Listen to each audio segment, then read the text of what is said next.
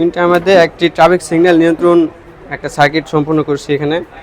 আর এখানে দুইটা twin timer লাগছে তিনটে এলইডি কন্ট্রোল করার জন্য। এখানে এখন সময় দেওয়া আছে, সময়ের মাধ্যমে এটা অন অফ করবে।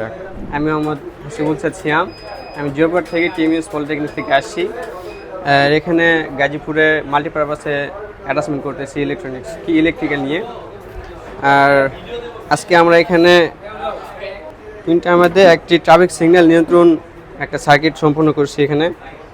সো এখানে একটা সিলেক্টর সুইচের মাধ্যমে এটাকে অন অফ। আর এখানে দুইটা টুইন টাইমার লাগছে তিনটে এলইডি কন্ট্রোল করার জন্য, একটা রেড, ইয়েলো আর একটা গ্রিন।